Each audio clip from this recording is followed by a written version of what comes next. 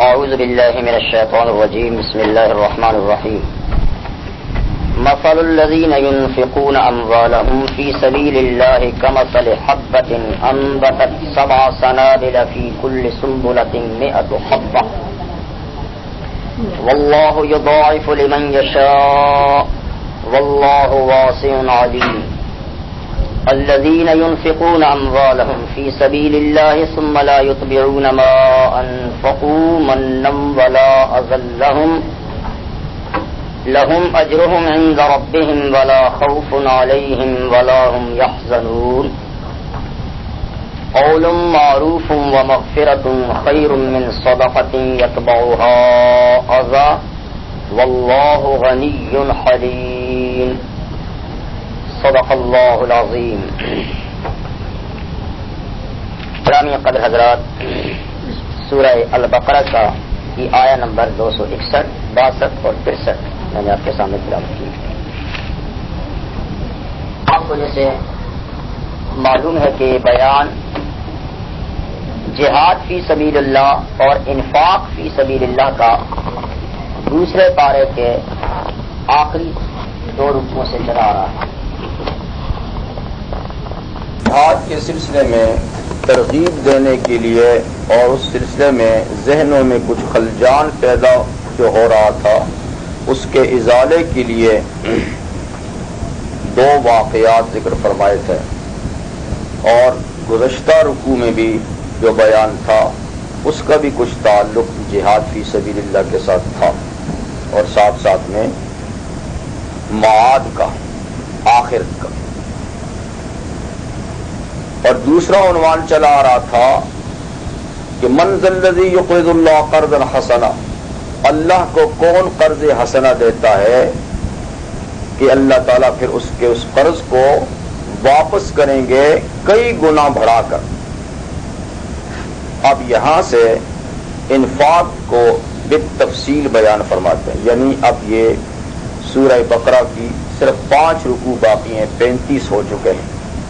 ان 5 رکوعوں میں آخری رکوع وہ تو مبادیات یعنی اصول عقائد کے بیان میں ہوگا، اور ایک عظیم الشان دعا پر اس سورت کا خاتمہ ہوگا.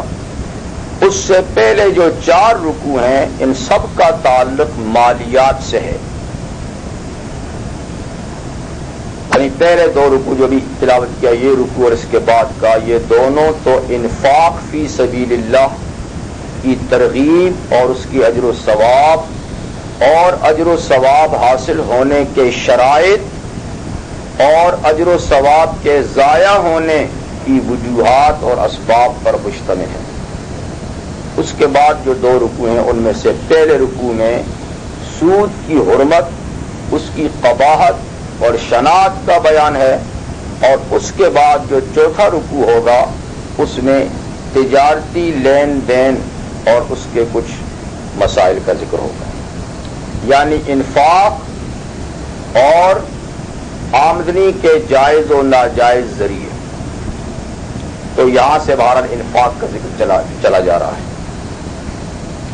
یہ ہر ذی شعور آدمی جانتا ہے کہ حق تعالی شانہ نے کائنات کی تخلیق میں مساوات نہیں رکھی، بلکہ درجات تفاضل کے اللہ تعالی نے رکھے ہیں.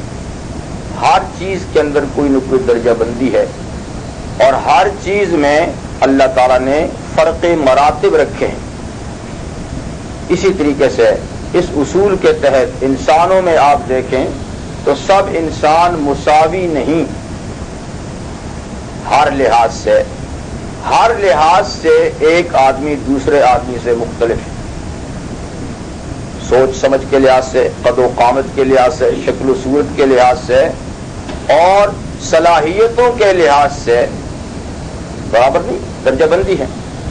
تو اسی طریقے سے اللہ تعالیٰ نے معاشی معاملے میں بھی سب کو برابر نہیں رکھا، بلکہ تفاوت رکھا ہے.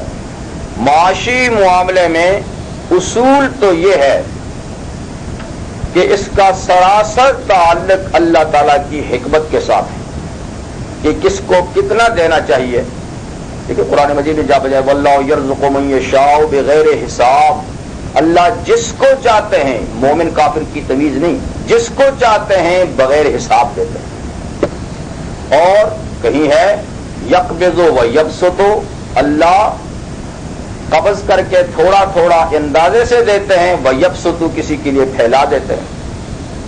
تو یہ بات حکمت پر مبنی ہے کہ کس کو کتنا دیا جائے، اس کا تعلق اللہ تعالیٰ کی رضامندی یا اخروی کامیابی یا ناکامی کے ساتھ بالکل نہیں۔ جیسے سورہ شورى میں ہے وَنَحْنُ قَسَمْنَا بَيْنَهُمْ مَعِيشَتَهُمْ، ہم نے ان لوگوں کے درمیان ان کی معیشت کو تقسیم کیا ہے، ہم نے تقسیم کیا ہے۔ اور اس کی اصل وجہ تو اللہ تعالیٰ ہی بہتر جانتے کہ اس میں کیا اغراض و مقاصد ہیں، لیکن ایک مقصد جو سورہ شورى میں بیان کیا ہے اس فرق کا، وہ یہ بیان کیا کہ لِيَتَّخِذَ بَعْضُهُمْ بَعْضًا سُخْرِيًّا، ہم نے معیشت میں جو فرق رکھا ہے اس لیے رکھا ہے کہ لوگ ایک دوسرے سے کام لیں۔ اگر سب کو مساوی طور پہ تقسیم کر کے دے دیتے تو دنیا کا یہ نظام چلتا ہی نہ مالک ہوتا، نہ مزدور ہوتا، نہ کوئی کسی کے کام آتا۔ سب کی ضرورتیں جب پوری ہو رہی ہو تو کسی کو کیا ضرورت ہے کہ دوسرے کے کام آئے؟ تو سرے سے دنیا آباد ہی نہ ہوتی، یہ نظام ہی نہ چلتا۔ تو ہم نے یہ کسی کو کم کسی کو زیادہ دے کر اس نظام کو ایک خاص طریقے سے چلانا تھا، یہ ایک بہت بڑی وجہ ہے۔ اور یہ کہ رزق کی تقسیم کے معاملے میں یہ اللہ کی تقسیم پر مبنی ہے۔ عام حالات میں آپ دیکھیں تو یہ حکمت بھی ایک طرح سمجھ میں آتی ہے کہ اس کا تعلق انسان کی محنت اور قابلیت سے کم ہے اور اللہ کی تقسیم سے زیادہ ہے۔ کیونکہ ہم دیکھتے ہیں بسا اوقات کہ بہت سے ناقابل قسم کے لوگوں کے پاس دولت کی بہتات ہوتی ہے، اور بہت سے بہت ہی قابلیت رکھنے والے کئی ڈگریاں لیے بیچارے پھرتے ہیں، بڑے سمجھدار اور ہر لحاظ سے اچھے، لیکن انہیں کوئی مناسب ملازمت نہیں ملتی۔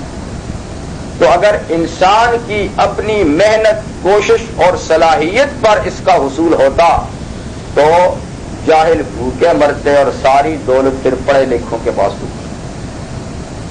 لیکن ایسا ہوتا وہ جب ہم نہیں دیکھتے تو یہ بات سمجھ میں آتی ہے کہ واقعی یہ اللہ کی تقسیم ہے، اور وہ جس کو جتنا چاہتا ہے دیتے ہیں، تھوڑا یا زیادہ۔ تو بہرحال فرق ہے، اور یہ تو ایسی چیز ہے کہ اس پر دلیل دینے کی ضرورت نہیں ہے۔ دنیا کتنی بھی ترقی کر جائے پھر بھی غریب اور امیر کے فرق کو مٹا نہیں سکتا، جتنی بھی جد و جہد کر لیں تو یہ فرق ہے اور رہے گا۔ لیکن اس میں ایک تو یہ ہے کہ بات اعتدال سے بڑھ جائے، اس سے دنیا کا نظام پھر ابتر ہوتا ہے، پھر لڑائیاں جھگڑے ہوتے ہیں، پھر عداوتیں پیدا ہوتی ہیں، اور پھر خرابیاں اور فساد دنیا میں پیدا ہوتا ہے جب یہ بیلنس ٹھیک نہ ہو۔ یعنی مالدار تو مالدار ہوتا ہی چلا جائے، اس کے لیے کوئی لمٹ نہ ہو، کوئی رکاوٹ نہ ہو، اور غریب غریب تر ہوتا رہے، تو پھر اس سے کیا ہوتا ہے؟ نظام کے اندر خرابی پیدا ہوتی ہے۔ اور آج جتنی خرابی ہم دنیا میں دیکھتے ہیں وہ مالی معاملات میں اسی غیر فطری کمی بیشی کا نتیجہ ہے۔ اور دوسری طرف یہ کہیں کہ ہم سب کو برابر سطح پہ رکھنا چاہتے ہیں تو اس نظام کو بھی فیل ہوتے ہوئے دنیا نے دیکھا۔ جس کو اللہ تعالیٰ برابر سطح پہ نہیں رکھتے، آپ کون ہوتے ہیں جو رکھ سکتے ہیں؟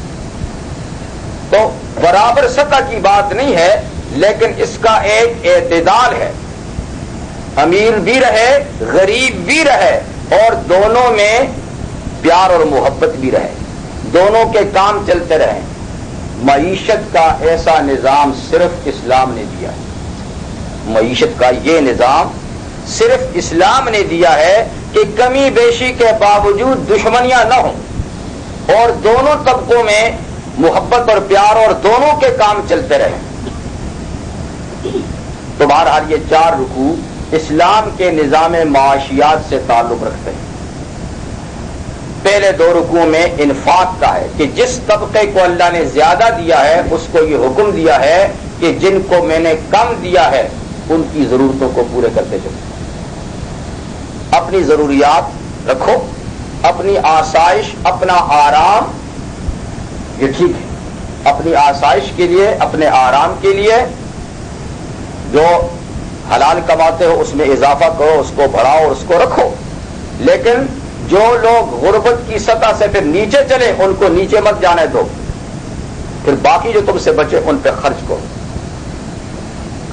تو انفاق کے سلسلے میں قرآن مجید میں مختلف الفاظ آئے ہیں، جن میں ایک لفظ تو انفاق یعنی انفقو، انفقو، انفاق کا معنی ہے خرچ کرنا، خرچ کرو، اور دوسرا لفظ قرآن مجید میں ہے اطعام، کھلاؤ، وَيُطْعِمُونَ الطَّعَامَ عَلَى حُبِّهِ مِسْكِينًا وَيَتِيمًا وَأَسِيرًا، اللہ کے نیک بندے اللہ کی رضا جوئی کے لیے مسکین، قیدی اور غریبوں کو کھلاتے ہیں، جیسے پیغمبر کریم صلی اللہ علیہ وسلم کا ارشاد بھی ہے اطعم الطعام، اطعم الطعام، کھانا کھلاؤ، کسی کو بھوکا نہ رہنے دو۔ یعنی یہ تو ہر آدمی کا حق ہے کہ وہ بھوکا نہ رہے، اگر وہ بھوکا ہو رہا ہے تو کھانے والے کو چاہیے کہ اس کی بھوک کے مٹانے کا انتظام کرے۔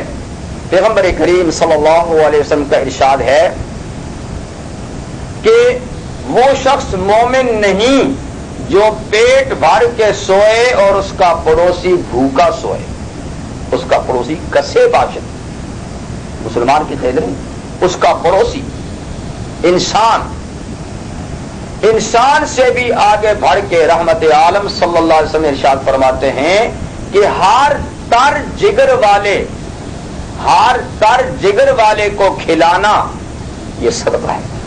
ہر تر جگر یعنی ہر جاندار، تو ایک جاندار بھی ایک مسلمان کے پاس بغیر کھائے پیے اگر رہتا ہے تو یہ شرط ایمان کے منافی ہے،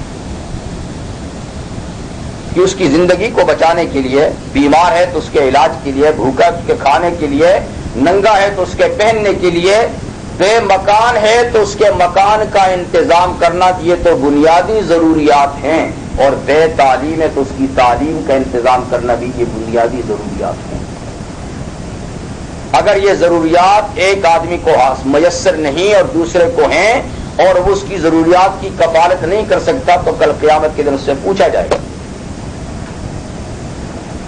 تو اطعام، انفاق، اور تیسرا لفظ کے لیے آتا ہے صدقہ، صدقات،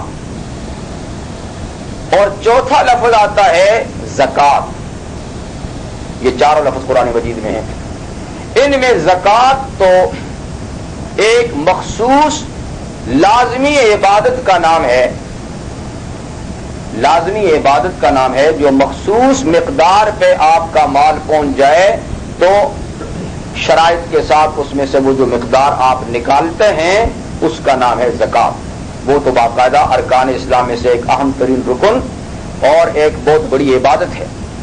اس کے علاوہ جو 3 نام ہیں، انفاق اور صدقات اور اطعام، یہ نفلی خرچے کو کہتے ہیں۔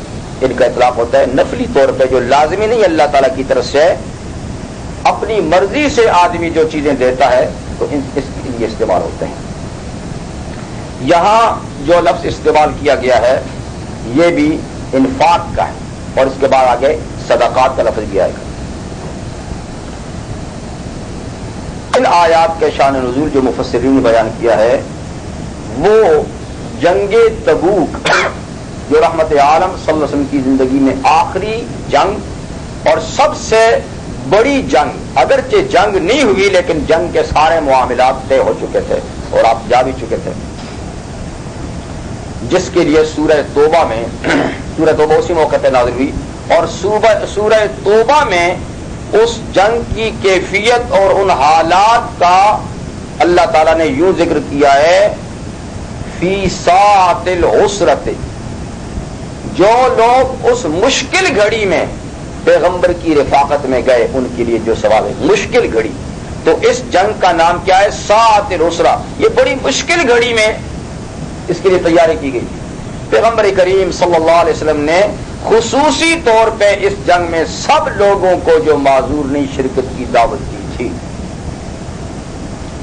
ایک بات، اور دوسری بات یہ کہ یہ مشکل گھڑی تھی، اس کی تیاری کے لیے جیسے کہ زیادہ سے زیادہ فوجی طاقت کا مہیا کرنا تھا، تو فوج کو آراستہ کرنے کے لیے مالی امداد کی بھی جو بڑی ضرورت تھی.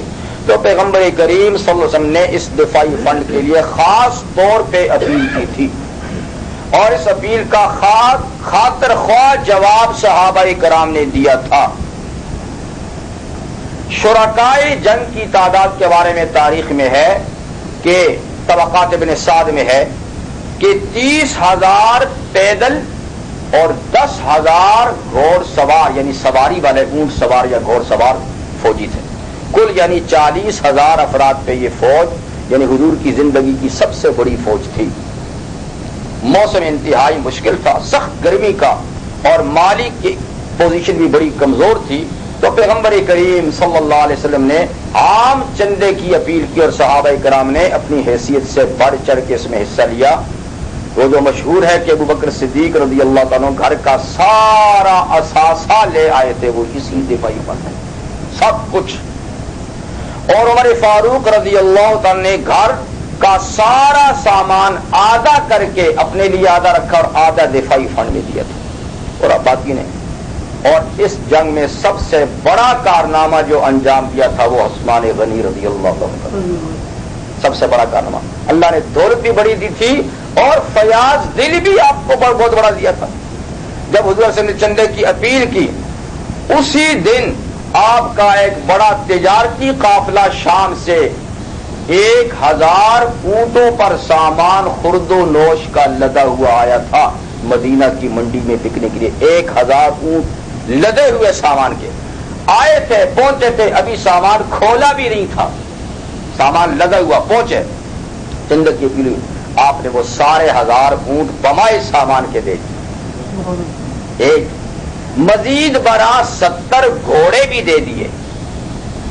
مزید برآں 1,000 دینار نقد بھی تھیلا بھر کے حضور کے قدموں میں رکھ دیا.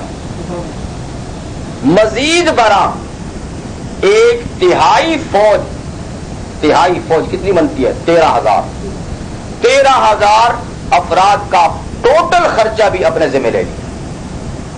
وہ تو عام چندہ ہے نا، 1,000 اونٹ، 700 گھوڑے، 1,000 دینار اور 1,000 اونٹ لدے ہوئے سامان کے، وہ تو عام چندہ ہے. اور 1/3 فوج جو تقریباً 13,000 کے لگ بھگ بنتی ہے، اس کا تو سارا خرچہ فوجیوں کا تاریخ میں ہے کہ جوتوں کے تسموں تک بھی عثمان غنی کے پیسوں سے خریدے گئے. یہ وہ موقع تھا کہ حضور صلی اللہ علیہ وسلم ان کے لائے ہوئے سکوں کو یوں ہاتھ میں لے کر اچھالتے تھے اور چہرے پہ بڑے خوشگوار تاثرات تھے.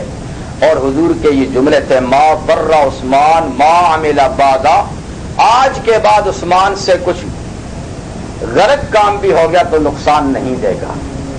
یعنی پیش خیمے کے طور پہ آج اتنے کام کر گیا، اتنے کام کرے گے کہ بات کی کوئی غلطی ہو تو یہ اس کا بھی کفارہ ہے.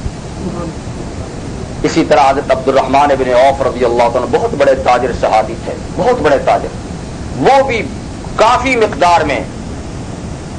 تو فرماتے ہیں مفسرین کہ ان حضرات کی اس بے لوث امداد اور تعاون پر یہ آیت نازل ہوئی. یہ دوبارہ اس کا اب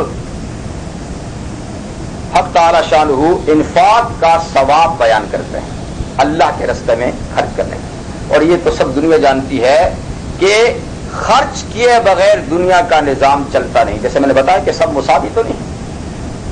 دنیا کا نظام یعنی شخصی نظام ہو یا اجتماعی نظام ہو، جب تک وہ جماعت یا وہ قوم یا وہ ملک خرچ نہیں کرے گا، زیادہ سے زیادہ خرچ نہیں کرے گا، نہ وہ قوم بنتی ہے، نہ وہ فرد بنتا ہے، نہ وہ جماعت بنتی ہے.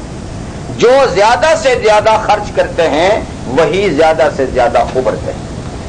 تو حق تعالی شانہ یہاں انفاق فی سبیل اللہ، اللہ کے راستے میں جو خرچ کیا جاتا ہے اس کو ثواب بیان کرتے ہیں۔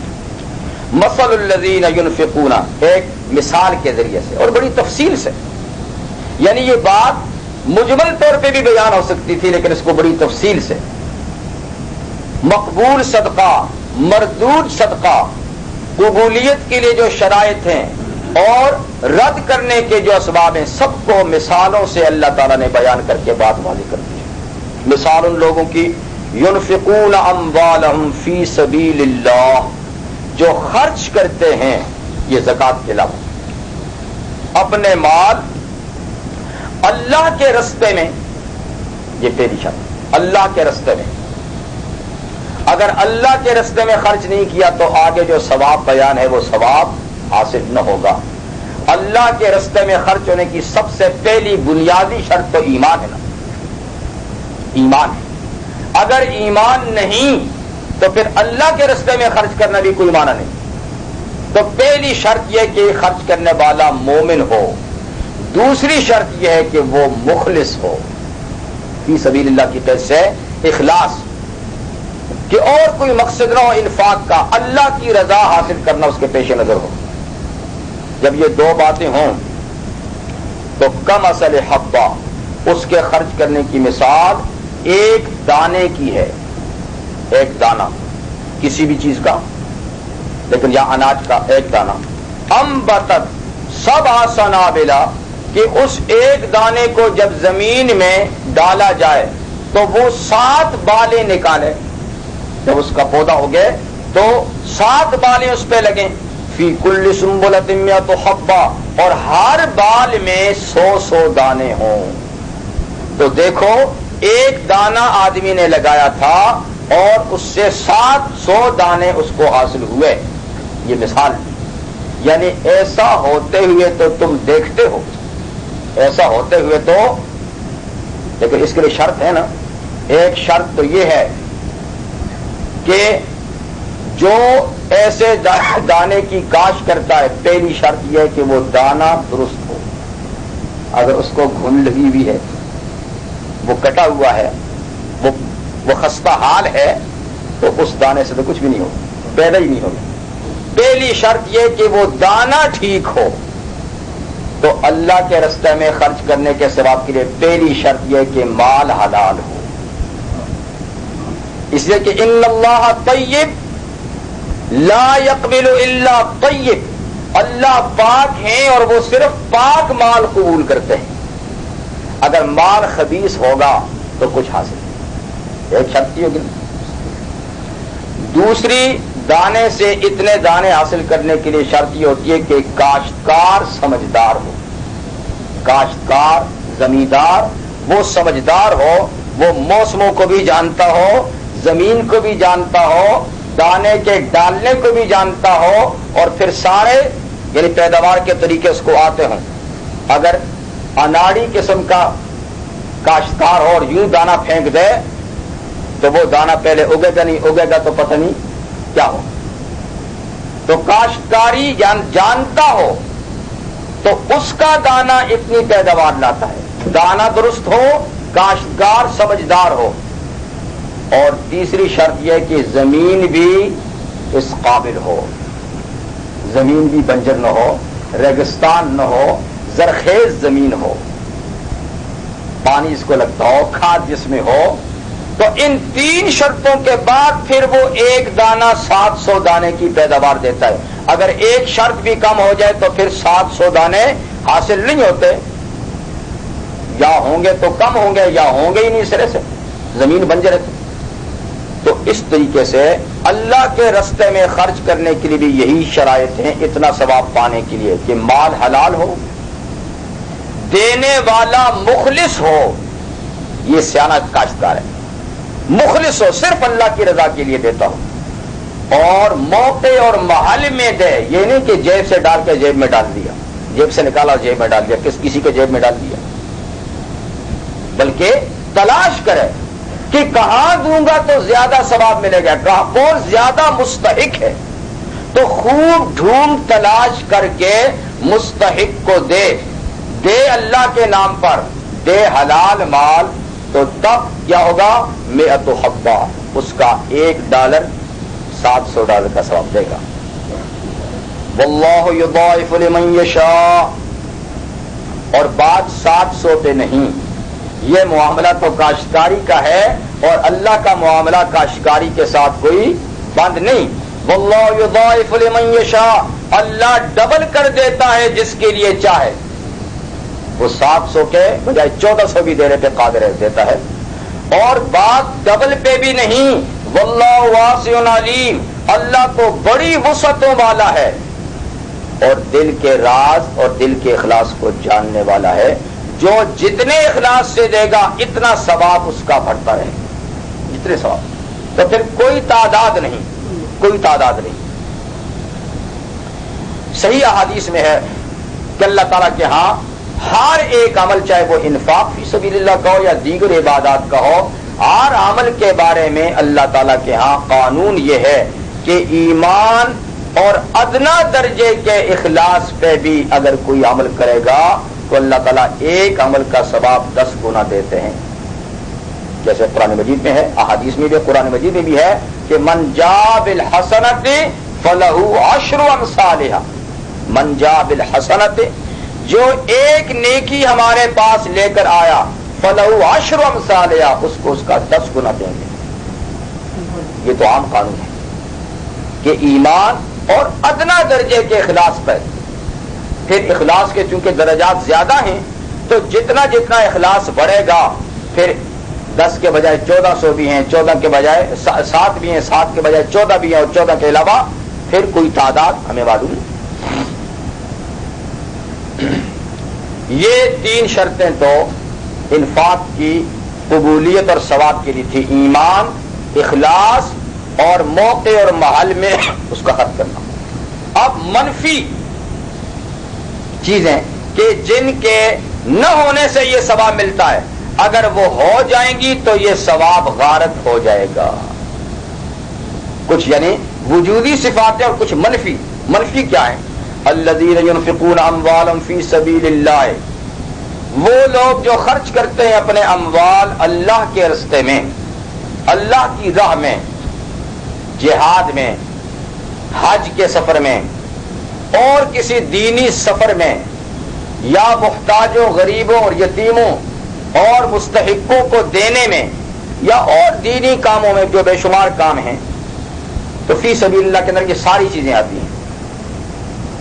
لیکن دینے کے بعد ثم لا یتبعون ما انفقوا منا ولا اذى، پھر پیچھا نہیں کرتے اس کا جو خرچ کر چکے ہیں، اس کا پیچھا نہیں کرتے۔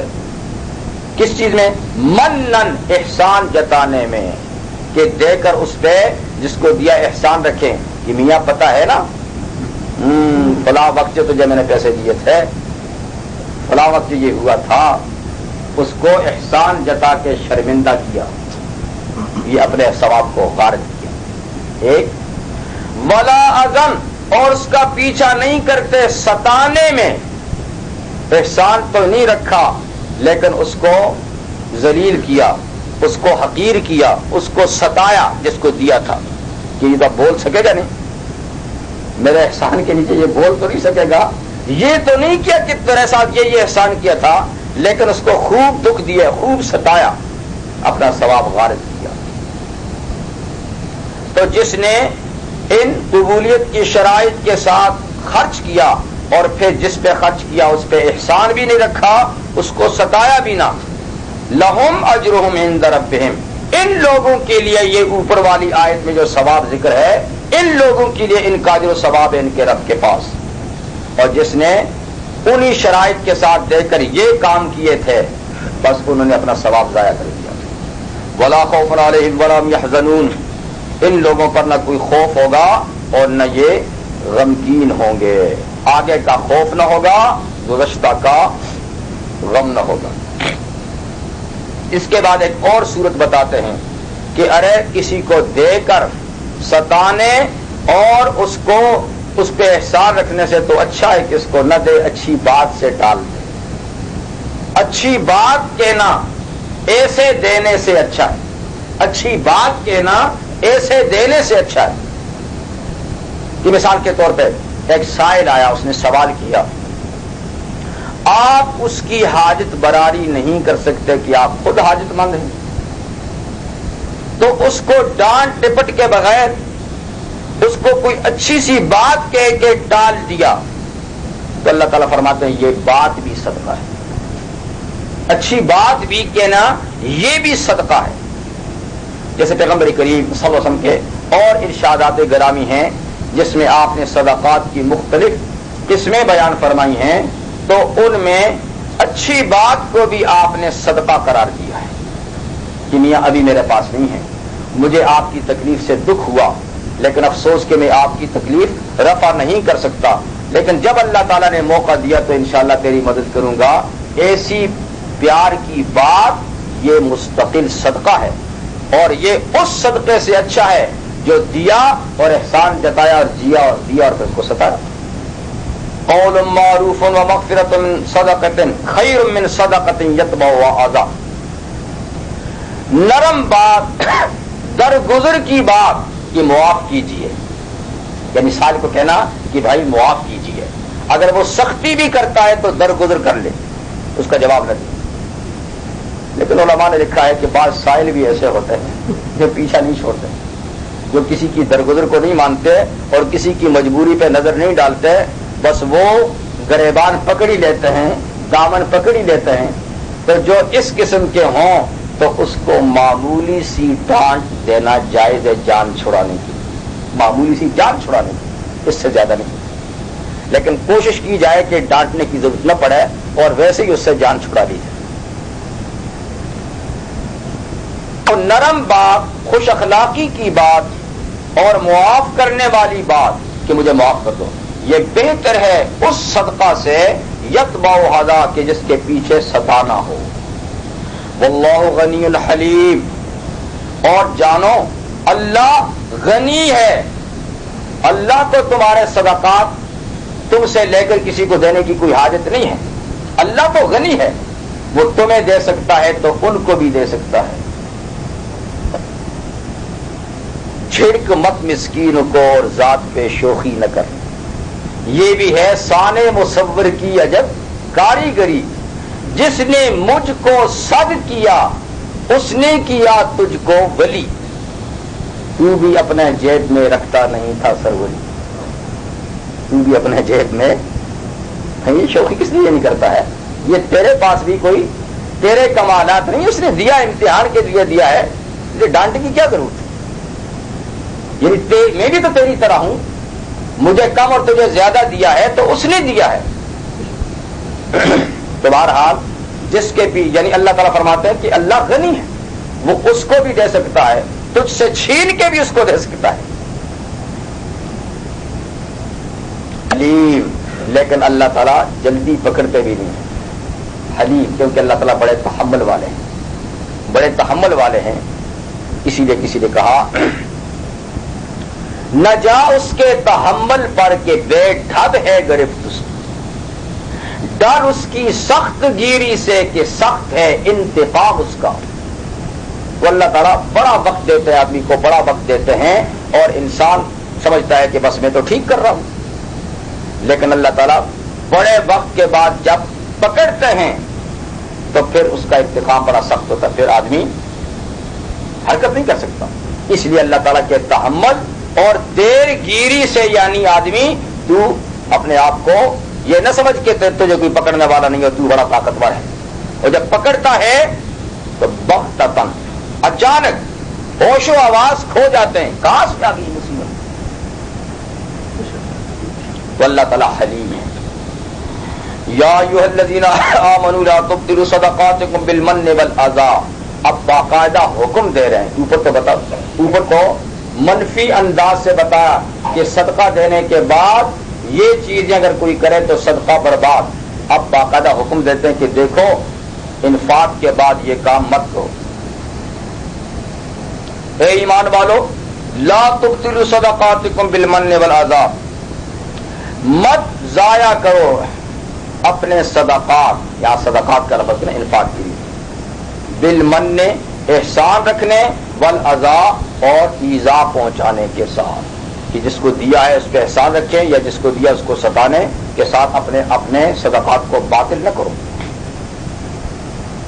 اب اس کی ایک مثال دیتے ہیں کہ جو خرچ کرنے کے بعد احسان جتاتا ہے یا ستاتا ہے تو اس کے عمل کیسے برباد ہیں، اس کا عمل یہ کیسے برباد، اس کی مثال کالذی ينفق مالہ رئاء الناس، یہ تیسری چیز ہے جسے بطور تمثیل کے بیان کیا، ورنہ یہ اصل میں خود مستقل وہ چیز ہے کہ جو انسان کے اعمال کو برباد کرتی ہے، یعنی ریا دکھلاوا۔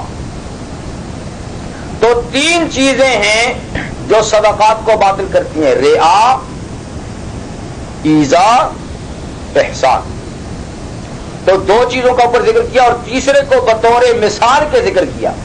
ان دونوں کی مثال اس کے ساتھ دی کہ یہ تو ممثل لہو، تو سب کو پتہ ہی پتہ ہے کہ ریا کے عمل کی کوئی حیثیت نہیں، تو ایذا والے عمل کی بھی کوئی حیثیت نہیں، احسان والے کی بھی کوئی حیثیت نہیں۔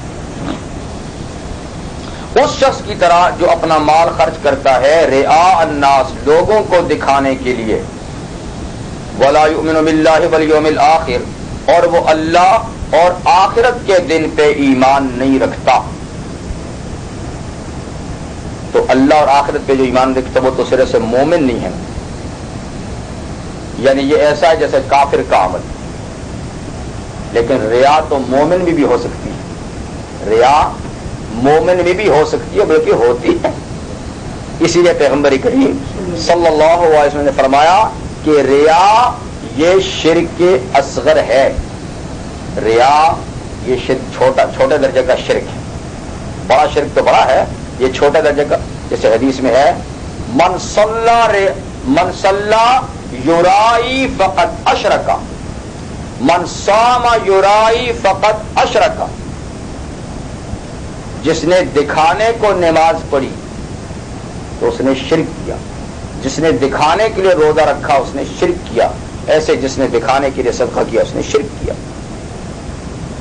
جیسے یہ یعنی اللہ کو بھی راضی کرنا چاہتا ہے اور بندوں کو بھی اس کے ساتھ راضی کرنا چاہتا ہے، تو اس لیے یہ شرکی عمل ہے، مگر یہ شرک اصغر ہے، جب تک کہ اعتقاد میں شرک نہ ہوگی اس وقت تک یہ عملی شرک ہے، اس لیے شرک اصغر ہے۔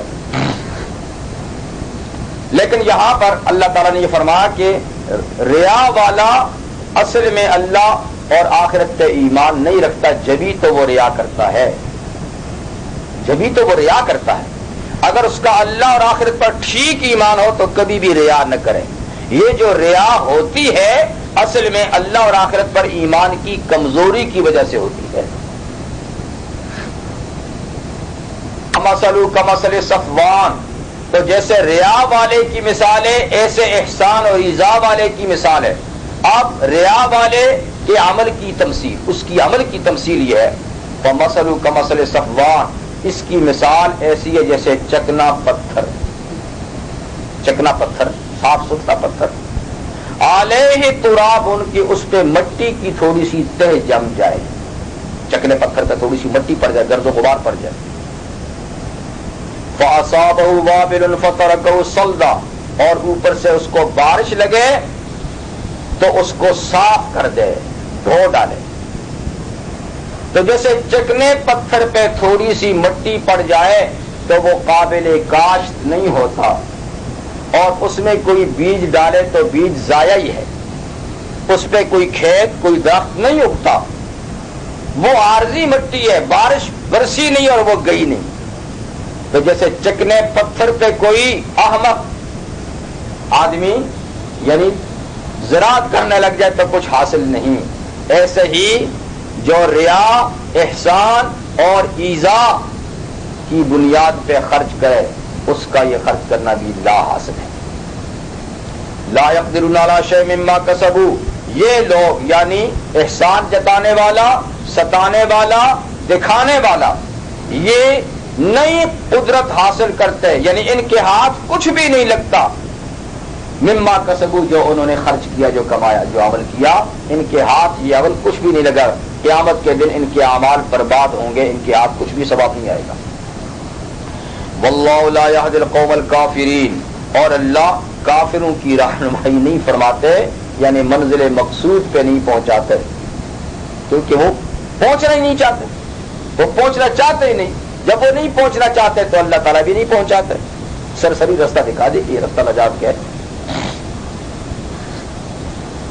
اب اس کے مقابلے میں وہ لوگ جو ان شرائط کے ساتھ جو وجودی ہیں اور ان شرائط کے ساتھ جو عدمی ہیں اللہ کے لیے خرچ کرتے ہیں، یعنی حلال مال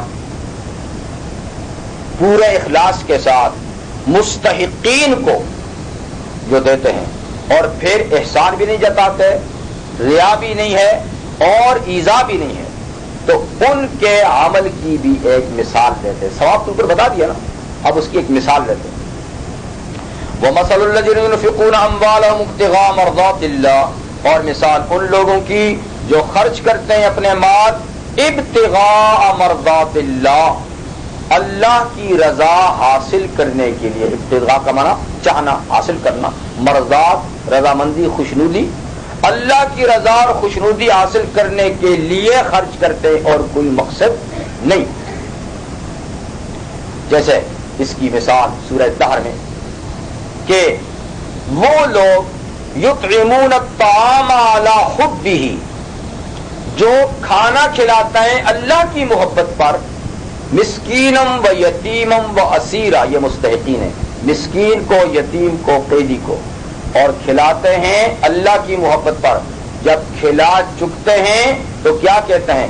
انما نطعمکم لوجہ اللہ لا نرید منکم جزاء ولا شکورا، ہم نے میاں یہ تمہیں صرف اللہ کی رضا کے لیے کھلایا ہے، تم سے نہ تو اس کا بدلہ چاہتے ہیں اور نہ تھینک یو کہنا کہ ہمیں شکریہ ادا کر دو، نہ کوئی بدلہ مانگتے ہیں کہ کل کو ہمیں بدلہ، نہ تم سے شکریہ کے طالب ہیں کہ ہمارا کھا کر شکر ادا کرو.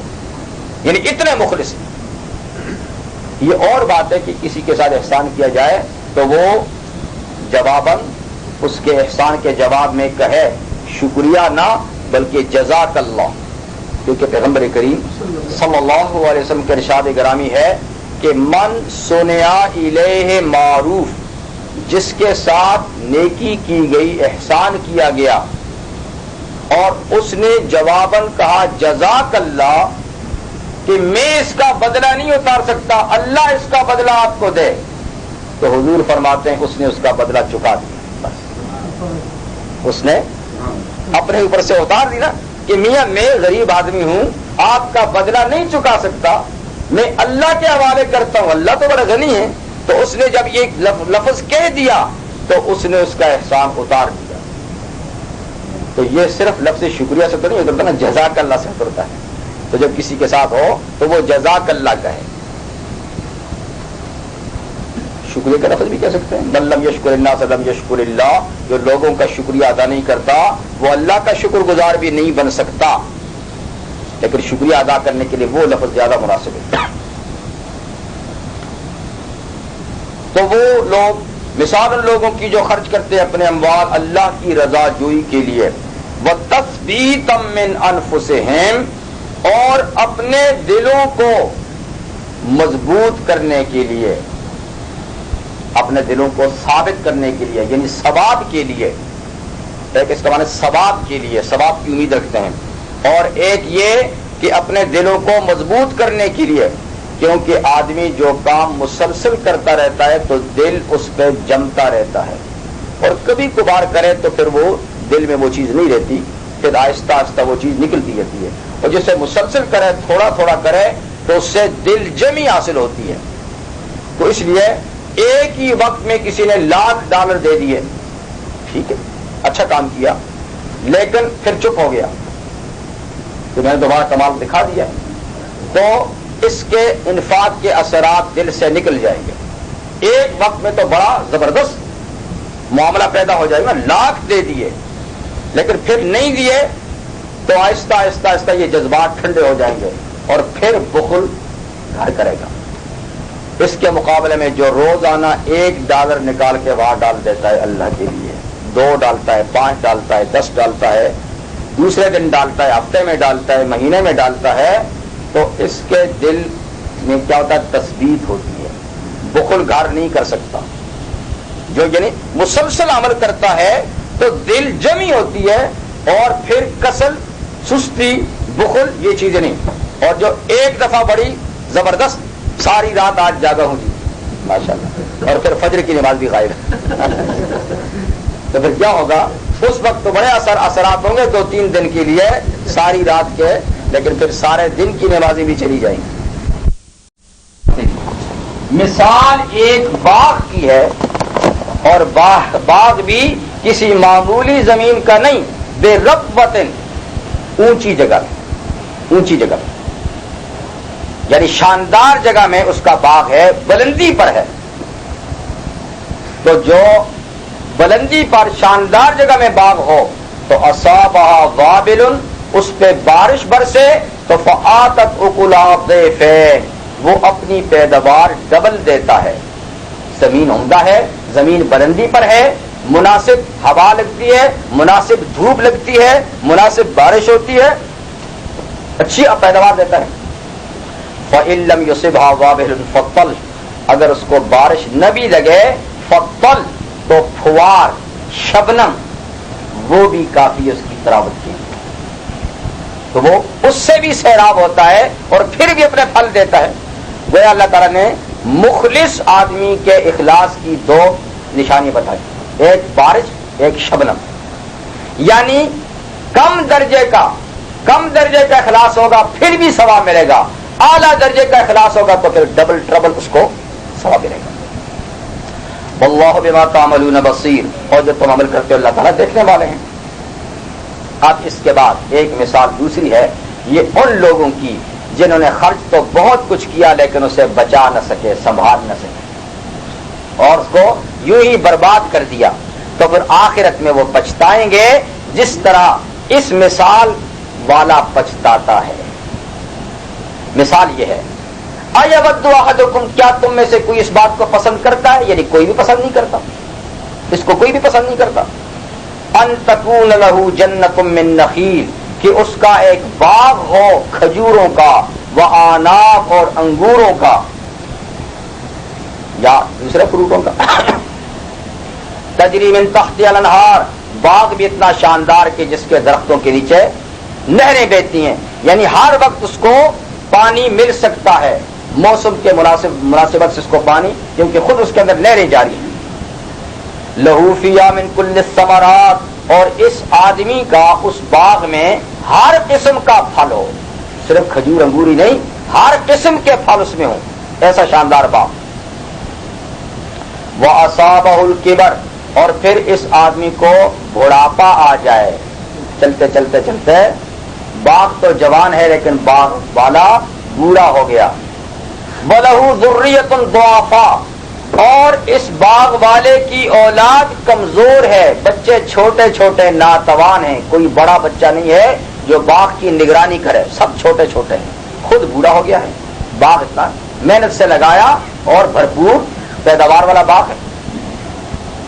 فَأَصَابَهَا إِعْصَارٌ فِيهِ نَارٌ، بس اچانک اس باغ کو بگولا آ گیا، گرم ہوا اس پہ چل گئی، لو چل گئی، اور لو میں تیز ہوا بگولے کی شکل میں آئی. فِيهِ نَارٌ، کے اس بگولے میں آگ تھی. فَاحْتَرَقَتْ، وہ باغ پہ چلی تو باغ کو جلا ڈالا، اس نے ختم کر دیا، کچھ نہ چھوڑا. تم ہی بتاؤ کہ اس آدمی کا کیا حال ہوگا، یعنی تم ہی بتاؤ، تم میں سے کوئی چاہتا ہے کہ ایسا حال، ایسا باغ اس کے ساتھ اور ایسا ہو؟ تو یہ ان لوگوں کا ہے جنہوں نے بہت کچھ خرچ کیا، یا تو سر سے پیچھے ایمان نہ تھا، ایمان تھا تو اخلاص نہ تھا، ایمان اور اخلاص بھی کسی درجے میں تھا تو من اور اذا نے ان کی اس کھیت کو اجاڑ کے رکھ دیا. من اور اذا یا ریا کا بگولا چل گیا اس کے سارے عمل میں، اور کل قیامت کے دن آئے گا تو باغ میں کچھ بھی نہیں.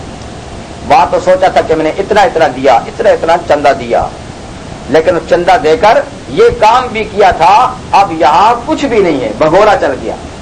تو جیسا یہ شخص قابل رحم ہے، ایسا یہ منفق بھی قیامت کے دن قابل رحم ہوگا، لیکن اس کی نجات کی کوئی صورت نہیں۔ یہ شرائط اس لیے بیان کی کہ آدمی بوڑھا نہ ہو اور جوانی میں باغ جل جائے تو دوسرا باغ لگا سکتا ہے، نقصان تو ہوا لیکن اتنا نہیں۔ یا بچے بڑے ہیں، خود بوڑھا ہے تو بچے سہارا بن جاتے ہیں، پھر بھی زندگی کی گاڑی چل پڑتی ہے۔ لیکن جو آدمی بوڑھا ہو جائے اور بڑھاپے کے لیے جو سرمایہ اکٹھا کیا تھا وہ سب کا سب ضائع ہو جائے تو پھر اس کا کوئی پرسان حال نہیں ہوتا۔ تو یہ ایسا ہے کہ اب اس کا کوئی پرسان حال نہیں۔ کذالک یبین اللہ لکم الآیات، ایسے اللہ تعالیٰ تمہارے سامنے آیتیں بیان کرتے ہیں، لعلکم تتفکرون، تاکہ تم اس میں غور و فکر کرو۔ یعنی یہ بات مختصر طور پہ بھی کہی جا سکتی تھی، لیکن ہم نے تو بڑی مثالیں دے دے کر بڑی تفصیل سے انفاق کے عمل کا اجر و ثواب اور اس کی شرائط اور اجر و ثواب کے ضیاء کی صورتیں ہم نے کھول کر تفصیل سے مثالوں سے بیان کر دی، تاکہ تم اس میں غور و فکر کرو اور ایسے اعمال کرو جو بچ کے وہاں پہنچ سکے۔ حضرت عبداللہ ابن عباس رضی اللہ عنہ فرماتے ہیں بات تو اللہ تعالیٰ نے انفاق کی چلائی ہے، لیکن قانون اللہ کا اس سلسلے میں ساری عبادات کے لیے یہی ہے۔ ہر عبادت کی قبولیت کے لیے ایمان اور اخلاص شرط ہے، ورنہ وہ اس کے اعمال اکارت ہو جائیں گے، ضائع ہو جائے گا، ان کا ثواب نہیں ملے گا۔ تو یہ تھا جناب اس صورت کے اندر، یعنی اس رکوع کے اندر انفاق فی سبیل اللہ اور اس کی منفی اور مثبت جو شرائط ہیں قبولیت کے بطور مثال کے لفظ کو بیان کیا۔ اب اگلے رکوع کے اندر پھر یہ سلسلہ انشاءاللہ ہوگا اور پھر اگلے پروگرام میں انشاءاللہ سبحانک اللہم وبحمدک اشہد ان لا الہ الا اللہ استغفرک واتوب الیک۔ الحمدللہ رب العالمین والعاقبۃ للمتقین والصلاة والسلام على اشرف الانبیاء وسید المرسلین وعلى آلہ وصحبہ اجمعین۔ اللهم انا نسألك بكل اسم هو لك سميته نفسك وانزلته في كتابك وعلمته احدا من خلقك واستأثرته به في علمك الغيب ان تجعل القرآن ربيع قلوبنا وجلاء احزاننا وذهاب همنا وغمنا يا ارحم الراحمين۔ لا اله الا الله الحليم الكريم، سبحان الله رب العرش العظيم، الحمد لله رب العالمين، نسألك موجبات رحمتك وعزائم مغفرتك والغنيمة من كل بر والسلامة من كل إثم، لا تدع لنا ذنبا إلا غفرته ولا هما إلا فرجته ولا دينا إلا قضيته ولا حاجة من حوائج الدنيا والآخرة إلا قضيتها يا أرحم الراحمين۔ اللهم إنا نسألك من خير ما سألك نبيك محمد صلى الله عليه وسلم ونعوذ بك من شر ما استعاذ من نبيك محمد صلى الله عليه وسلم وأنت المستعان وعليك البلاغ ولا حول ولا قوة إلا بالله۔ سبحان ربك رب العزة عما يصفون، سلام على المرسلين۔